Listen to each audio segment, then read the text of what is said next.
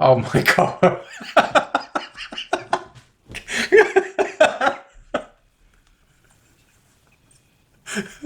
Oh, FM radio and a headset is required, sold separately.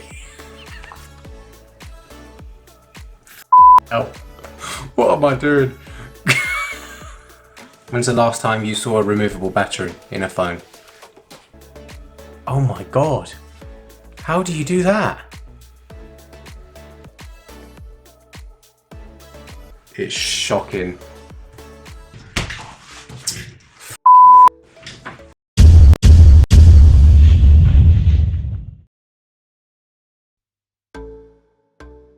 Hi guys, in today's video I'm going to be telling you about my experience with this phone. This here is the Nokia 2720. I believe it's a remake phone. It's a feature phone, which means it has a few smart features, but it's not quite as smart as a smartphone. I've used this phone now for 30 straight days. And yeah, this video is about my experience with the phone. And also at the end, I'm going to do a short review about basically what the phone is and whether or not the features are good or bad. So let's begin. So this part of the video is the experiences. So what I've learned over the 30 days when I gave up my smartphone and I switched to the Nokia 2720. Now the first thing I learned was that life will not end if you give up your smartphone. And at the beginning of this experience, I had an unshakable feeling that I wasn't going to be able to do it. And I wasn't going to be able to live without it, because in the modern day world, people need smartphones. So I can tell you now that if you do want to give up your smartphone, there are ways you can work around it. Life will not end and life will carry on. Firstly, if you need your phone to do important things, like access your emails, for example, there are ways you can work around that problem. The first thing you should do is you should clear your desk. You should use your laptop or PC. You should use that more often. And you want your work environment, you want it to be a nice place to be. And I think that your brain is really going to appreciate that, because you're in a clean environment, you're using a mouse and keyboard, so arguably you're able to do your emails more quickly and more efficiently. That's one way you could do it. And the good thing is that your workplace is separate from your relaxing space. When you're at your desk, you know what you're there to do. So it's not like throughout the day when you have emails going through your phone, bing, bing, bing, bing, bing, going off like that, and then you're addressing the emails there and then. You do the emails when you're at your desk and you get them all done in one go. That way there's going to be less distractions and there's going to be less thoughts racing through your head, and you're able to focus more on what needs to be done in the moment. But sometimes you do need a mobile device to do some things. So one thing is taking photos. Secondly, if you have mobile banking, you will need to access that somehow. Thirdly, if you use your mobile phone to scan documents, that's another thing that's made easier with a smartphone. Another thing is using important apps. So for example, in the UK, we have the coronavirus test and trace app in the UK, and that is not rolled out to a phone like this. Another thing is you might have a home security app, like a smart camera system in your home. Again, with a phone like this, you need an app to be able to see what's going on your CCTV. Whether if you have a Ring, a Google Nest, an Arlo product or anything like that, it's going to be made a lot more difficult with this. But there is a way. I found most of the time you can do the things you want to do if you just use a tablet. Now the great thing about a tablet is it can pretty much do everything a phone can do, but at the same time the benefit is it's far less addictive than smartphones. For a start, with a tablet, they're much harder to use because the keyboard is a bit wider, the screen is a lot bigger, so it's two-handed use. And the other thing is, you can't bring it everywhere, you can't fit it in your pocket. So they can do everything that a phone can do, but you can't bring them everywhere. That's why I think they're far less addictive. You can still get the same stuff done, but it will just take a little bit more time, and I think it's worth it. It worked for me. The second thing I learned from this experience over 30 days was that I browsed the web a lot less. Now I'm one of those people where I have a lot of like light bulb moments, right? And when I have that thought or that impulse that comes into my brain, I feel like I need to get my smartphone and look up the answer to the question immediately so I can satisfy that impulse. Do you know what I'm talking about? If you do, give us a like, if you're one of those people too. But I found that, I mean, this phone has a mobile web browser, but it's not a very good one. It takes ages, and a lot of the time it doesn't load up everything you want to load up. And I wasn't able to look things up on a whim. Now, I found this quite difficult at first, but I did find solutions to these problems. First of all, I had to think about, is the question that I have, is it important enough? And if it's important enough and I need an answer straight away, I would just walk to my laptop, as simple as that. Walk to your laptop and look it up on the internet. So that's the first thing. Now, secondly, if you feel like it's not important enough to take the time out your day to go to your desk, there's another thing you can do. If there's someone around you, you can just ask them to look up the question that you have on their smartphone, and a lot of the time people are going to say yes. Why wouldn't they? It will take only 2 seconds. So a lot of the time I was able to get the answer I was looking for.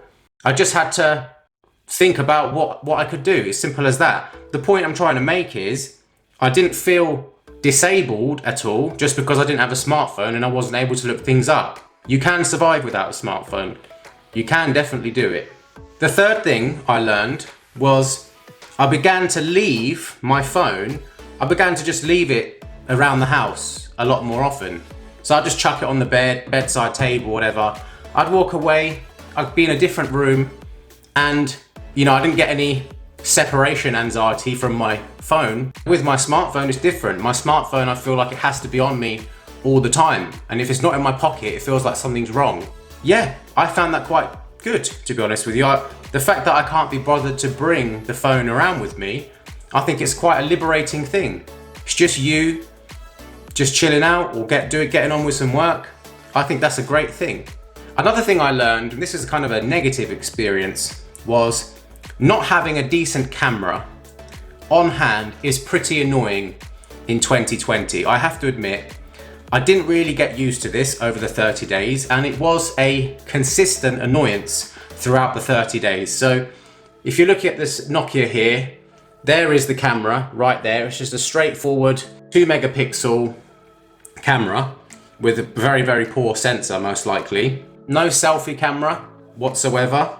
You've just got a very standard torch there, which works as your flash, which doesn't really do much. Yeah, and you've got a really poor camera in low light as well. And I think this day and age, we have taken these things for granted, but at the same time, they're very, very handy features. And they're not features that you get addicted to. They're just features that are really very handy, I think. Fortunately for me, I have a dedicated camera, old school style. So I found that helped me sometimes, but again, a camera is not something you can easily put in your pocket. I would say it depends on your job. If your job involves taking a lot of photos, you definitely are going to find it difficult to live with one of these. If your job doesn't, then obviously it's far easier. For me, I'm kind of in between. I do YouTube and other stuff, so it is important for me to have a camera on me every now and again. Sometimes there's a special moment and you just want to capture it. This is not going to do that moment justice. Really, for these phones to be more popular, for people who want to give up smartphones, the cameras do need to be a little bit better, so people are able to kind of cope with the detox, if you get what I'm saying. So yeah, that was a little bit annoying, just to say the least. Another thing I learned was that texting without a touchscreen keyboard is very, very hard, right? So you've got to use these buttons. I don't know, whoever's watching this, if you're in your 20s, 30s, you probably remember phones like this. If you're still a youngster, you're not going to remember phones like this. Basically, here's a keypad, right? And on the keypad, you have a number or series of letters. And for example, that one there, you'll have to click it 3 times if you want to get an L, 1 time if you want to get a J. And at first I thought it was quite funny. I have to say, I found it quite funny that, once upon a time we all used to text like that. But I got very bored of it. At first I used the predictive text mode because I thought it was going to be easier and faster. I got very bored of that in the end and annoyed with that in the end. The predictions that they would often give me were either very weird or totally wrong. I eventually switched to the standard method of texting, where you have to click the button, like I just said, multiple times until you hit the right character. However, it's painfully slow compared to using a smartphone keyboard, and I found I ended up doing two things in response. The first thing I did was I started texting like a 90s child. When you're using this mode of texting, you don't write in real English, you use a kind of shorthand version. So to a lot of people today, back in the 90s or early 2000s, that would be acceptable. But today, it just looks like, you know, you can't spell and there's something wrong with you. It's funny that. Another thing I noticed was I actually ended up, because I couldn't be bothered to text anymore, I actually ended up giving people a call, old school style. You know, do you know that you can use a phone to call people? You know, I was beginning to forget that, I think, before I did this 30-day thing. I can tell you now, 100% honest, I've had a good few conversations with people, friends, family, which I'm sure I would not have had if I had my smartphone. And at first I found that very strange. You know, can you believe I even found that strange to ring people these days? Because I'm usually a big texter. Sometimes I spend 8 hours, 10 hours a day, right? I'm not joking here, 8 hours, 10 hours a day texting on things like WhatsApp and WhatsApp groups and stuff like that. But when you actually pick up the phone, you know, you just pick up the phone, give someone a call. Personally, I think it's much better to do that. It's much better to chat on the phone than text all day. I think it's pretty important. Another thing I learned was I actually got a bunch more work done. I mean, just to show you, if you look at my YouTube videos over the past month, you'll see that my activity level has been much higher than usual. I'm not getting distracted so much. Now, that's not to say that smartphones are a hindrance. I wouldn't say that they stop you from getting work done, because the one good thing about a smartphone is that if you are in the industry where you have to come up with ideas, a smartphone can help you come up with ideas, right? Ideas are important. We need ideas to be creative and come up with new things. But at the same time, I felt like not having a smartphone can help you execute your ideas and get stuff done. So the fact that I'm walking around with this thing, it just means that there's nothing better to do, so I may as well just get the work done. So what do you think is more important?